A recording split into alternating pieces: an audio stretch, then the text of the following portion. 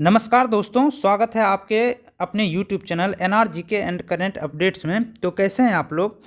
तो जैसा कि आप लोग को पता होगा दोस्तों कि 2024 में जो है 32,000 से अधिक पदों पर वैकेंसी आई थी ग्रुप डी का, जिसमें कि अप्रेंटिस का इसमें 20% का रिजर्वेशन होता है और लगभग इसमें 6400 के अप्रॉक्स में ये रिजर्व रहता है अप्रेंटिस वालों के लिए।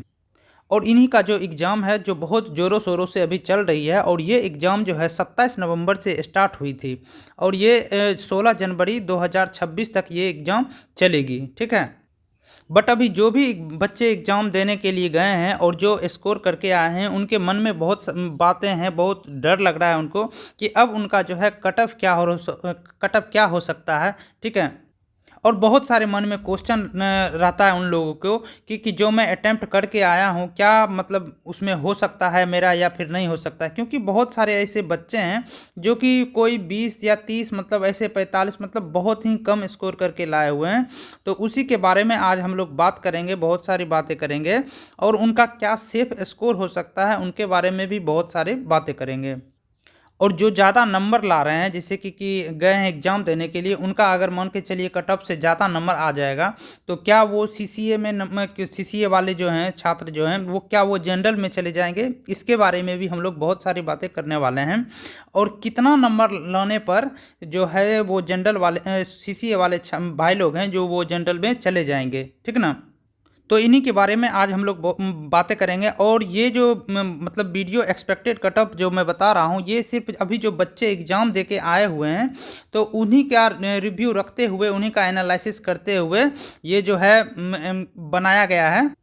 तो चलिए आते हैं अपने टॉपिक पर। बट उससे पहले दोस्तों, अगर आप इस चैनल पे न्यू आए हैं तो प्लीज़ इस चैनल को सबसे पहले सब्सक्राइब कर लें। ठीक है। क्योंकि आपको कोई भी सीसीए से संबंधित या रेलवे से संबंधित कोई भी अपडेट आता है तो इसी चैनल के माध्यम से आपको पहुंचाया जाएगा। तो प्लीज़ इस चैनल को लाइक एंड सब्सक्राइब जरूर कर लें।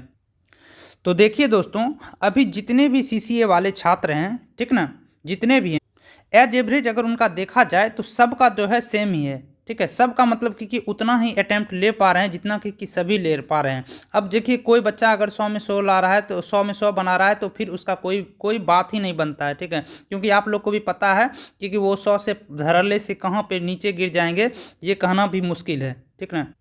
और उन बच्चों को मैं कहना चाहूँगा कि जो भी बच्चे हैं जो अभी मान के चलिए एग्ज़ाम देने के लिए अभी तक नहीं गए हैं, वो अभी एग्ज़ाम देने वाले हैं, तो उनको मैं यही बोलूँगा कि देखिए भाई लोग, आप जो है ना, जैसे कि 100 क्वेश्चन है तो आप लोग को जितना आता है ना, आप लोग उतना ही अटैम्प्ट ले। जैसे कि मान के चलिए आप लोग को 45 ही आ रहा है तो आप 45 ही अटैम्प्ट ले। क्योंकि अभी अभी आप देखिए, अगर आप 45 से ज़्यादा स्कोर मतलब कि ये सोच लेते हैं कि नहीं, ज़बरदस्ती का आप 65 या 70 पूरा देते हैं, तो फिर आप बहुत ही गंदे निगेटिव में चले जाइएगा। फिर आप सोच रहे हैं कि आपका 45 भी जो क्वेश्चन आ रहा है, आप धड़ल्ले से नीचे गिर जाइएगा और उसके बाद आप चले जाइएगा सीधे 20 पे। ठीक है। इसीलिए जो है आप लोग बिल्कुल भी निगेटिव मत लीजिएगा।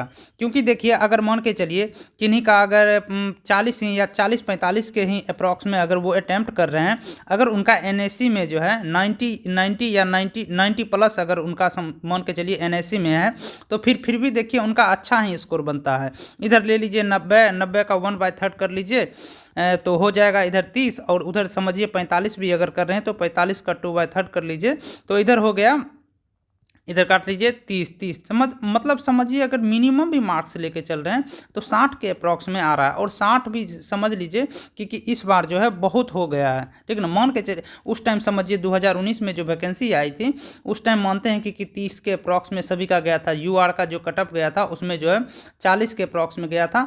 और देखिए ओबीसी का जो है, ओबीसी का भी सेम कंडीशन 30, और एससी का भी 30 गया था, और एसटी का भी 30 गया था। ठीक है। तो देखिए, अगर पिछले जो आया था वैकेंसी आया था उसके बारे उसका भी एनालिसिस करके अगर डाटा लिया जाए तो समझिए 2019 में कितना था यूआर का, देखिए 40 था, उसके बाद 2019 में इसका था ओबीसी वाले का 30 था। तो इस बार भी अगर देखा जाए तो समझ जाइए एनएससी प्लस सीबीटी इस बार का दोनों का मिलाकर अगर मिनिमम भी लिया जाए तो 60 है। ठीक ना। तो 60 समझिए 30 नंबर भी अगर ज़्यादा आ रहा है तो फिर हम बहुत बता रहे हैं इसके लिए। ठीक है। बाकी बात देखिए, आप लोग को क्या मतलब उस टाइम जो है अपना सामर्थ्य के अनुसार देख लीजिएगा कि आप लोग कितना क्वेश्चन अटेम्प्ट कर पा रहे हैं, तो वो लोग आप अपने अनुसार कर लीजिएगा। और देखिए दोस्तों, मैं उन छात्रों को बोलना चाहूँगा कि देखिए बहुत सारे ऐसे स्टूडेंट हैं जिसमें कि समझ लीजिए एनएससी में जो है उनका, ठीक है, एनएससी में उनका जो है बहुत सारे ऐसे बच्चे हैं जिनका 60 ही है, ठीक है ना, 60 है और 70 है, मिनिमम बहुत का 80 है, मतलब इसी के अप्रॉक्स में 60 70 और 80 के बीच में बहुत सारे ऐसे, जैसे कि 2019 हो गया या फिर 20 में जो भी बच्चे अप्रेंटिस कर रहे थे उसमें जो है इतना ही नंबर दिया गया। क्योंकि उसके पीछे भी रीज़न था इतना नंबर देने के लिए, क्योंकि उस टाइम जो है ना एग्ज़ाम होता था एनएससी वालों का। और इस बार से जो है जब से 2020 के ये 2022 के अप्रॉक्स से अगर लिया जाए, 2022 से ही ये जो है अब जो है एग्ज़ाम नहीं लेने लगा। इसमें जो इंस्ट्रक्टर लोग जो वहाँ का रहता था वो डायरेक्ट ही नंबर अपने मन से बैठा देते हैं एनएससी में। तो इसीलिए किसी का जो मार्क्स है 97 चला गया, किसी का 98 चला गया। मतलब क्या कि समझ जाइए कि इन बंदों को कितना ही अच्छा उनको रहा है, ठीक है ना।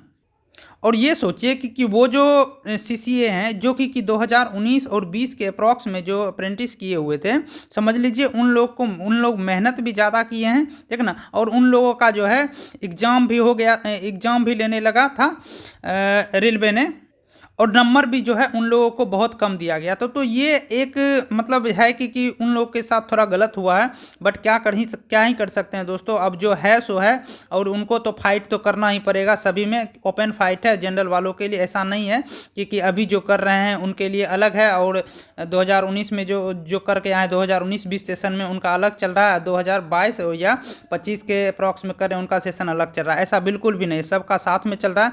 बट एक बात बोलूँगा दोस्तों, क्योंकि अभी जो भी बच्चे एग्ज़ाम देने के लिए जा रहे हैं ना, ठीक ना, तो जैसे कि मान के लिए किन्हीं का अगर 70% है एनएससी में और किन्हीं का 75 से 80 के अप्रॉक्स में है, तो उन लोगों को मैं ये बोलना चाहूँगा कि देखिए भाई लोग, अगर आप अटैम्प्ट नहीं कर पा रहे हैं ना, अगर 45 के अप्रॉक्स में ही कर पा रहे हैं, तो आप लोग क्या करिए कि देखिए जो एग्ज़ाम मतलब दे रहे हैं, जो आपका प्योर नंबर है कि नहीं इतना मैं जानता हूँ, उनको तो आप ले ही रहे हैं, ठीक है। और उसके बाद अगर आप मान चलिए 50-50 है, ठीक है ना, किसी मान के चलिए कोई भी क्वेश्चन है, अगर एक क्वेश्चन है उसका समझ लीजिए कि आपको लग रहा है कि 2 क्वेश्चन लग रहा है क्या कि आपको आ रहा है, और 2 क्वेश्चन आपको लग रहा है कि नहीं आ रहा है, तो वैसा क्वेश्चन जो है ना आप अटैम्प्ट कर सकते हैं, ठीक है। हो सकता है कि आपका स्कोर थोड़ा सा बढ़ा दे, मगर आपका पूरा जो कोई क्वेश्चन है उसमें अगर समझिए पूरा नील है, ठीक ना, तो वैसा क्वेश्चन को आप बिल्कुल ना लें। क्योंकि अगर आप लीजिएगा, ज़्यादा नेगेटिव लीजिएगा, तो समझ जाइए कि आप कितना पीछे हट जाइएगा, ठीक ना। तो इसीलिए मैं बार बार बोलता हूँ कि आप लोग जो है अपना जो मतलब प्योर नंबर है आप लोग उस पर कंसस करें, ठीक है।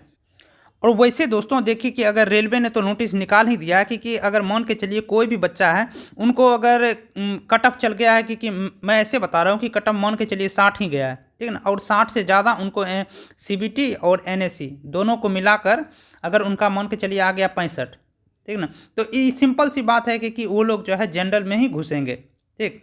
और आप लोग का समझिए कि अगर इनसे भी आ गया है 55 के अप्रॉक्स में ही आएगा, तो ये समझ लीजिए कि अगर आपका शिफ्ट जो अभी एग्ज़ाम देने के अभी जो एग्ज़ाम हो रहा है, अगर आपका फर्स्ट शिफ्ट रहे या सेकंड शिफ्ट रहे या थर्ड शिफ्ट रहे, अगर आपका जो है एग्ज़ाम जो है बहुत ही हार्ड शिफ्ट में चल रहा है, तो सिंपल सी बात है कि आपका 55 जो नंबर है इसका जो है नॉर्मलाइजेशन होगा। नॉर्मलाइजेशन करके आपका नंबर जो है मिनिमम अगर देखा जाए तो 3 से 4 नंबर आपका यूं ही बढ़ जाएगा, ठीक है।